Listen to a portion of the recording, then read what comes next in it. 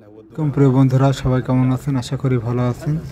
তো ভিডিও স্ক্রিনে যে কবুতরগুলো দেখছেন এগুলো হচ্ছে লক্ষায় কবুতর। দেখুন, আমরা যে বাড়ির রং করার জন্য যে রঙের বাক্স কিনি বা বালতি কিনি, ওই বালতি একত্রিত করে এই ফার্মটা তৈরি করা হয়েছে। দেখুন কি সুন্দরভাবে, আর কি সুন্দর কবুতর। লক্ষায় কবুতরের সৌন্দর্যটা আলাদা রকমের। এই ব্যক্তি এই কবুতর কিন্তু ছেড়েই পালে, আর এই বালতির মধ্যে কবুতর ডিম পাড়ে, বাচ্চা ফোটায় হয় আর কি। অনেক ভালো, বালতির মধ্যে কবুতর পালনটা অনেক সুন্দরভাবে করা যায় আর কি। বাড়ি পরিত্যক্ত বালতি দিয়ে রঙের ঢং দিয়ে আমরা এইভাবে ঘর করে কবুতর পালতে পারি। এই ব্যক্তি সব সাদা রঙের লক্ষাই এখানে পুষেছেন। সাদা রঙের কবুতরটা সবার কাছে ভালো লাগে প্রায়।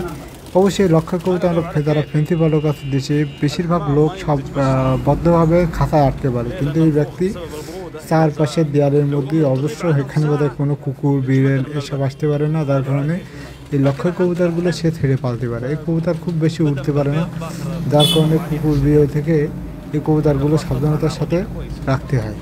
দেখুন, রোদের আলোয় ছেড়ে দেই, কবুতর একদম সুস্থ তত্তাজা। কবুতর ছাড়া থাকতে একটু উঠতে পারলে কবুতর কিন্তু খুব ভালো থাকে, খুব বেশি অসুস্থ হয় না।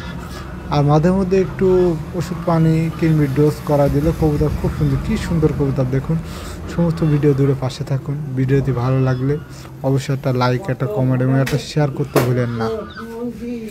তো লক্ষা জাতের কবুতর ফেন্সি জাতের কবুতর বলা হয়।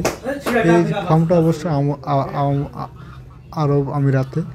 এই ফার্মের কবুতরগুলো দেখতে খুবই সুন্দর লাগে, আমার বেশ ভালো লাগে। আপনাদের কাছে কেমন লাগে অবশ্যই কমেন্ট বক্সে একটু জানিয়ে দেন। তো পুরোটা ভিডিও দিয়ে একটু দেখার চেষ্টা করুন, অবশ্যই ভালো লাগবে। কারণ এত সুন্দর দৃশ্য দেখতে কার না ভালো লাগে? প্রত্যেকটা ব্যক্তিরই এমন সুন্দর দৃশ্য দেখতে অবশ্যই ভালো লাগে। আপনাদের ভালো লাগবে না কেন? অবশ্যই ভালো লাগবে। তো ধন্যবাদ সবাইকে, ভালো থাকবেন। সমস্ত পুরো ভিডিওটা দূরে থাকুন আমার সাথে। ধন্যবাদ সবাইকে। আসসালামু আলাইকুম। পারলে একটু শেয়ার, একটা লাইক এবং একটা কমেন্ট করে দেবেন অবশ্যই। تراني طلعني يبغاني اروح للبيض يرقده، لكن بطلعنا 10 دقائق كذا رجع. ما نقدر نفتح العشه باستمرار، لان اذا فتحنا العشه باستمرار راح يدخل عندنا الدجاج وراح يدخل عندنا البط يكسر البيض. شوف راح يرقده.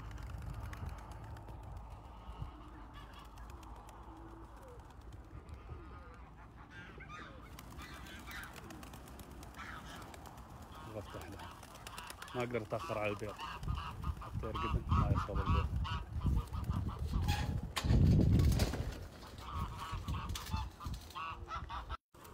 شوف ايش يبغن؟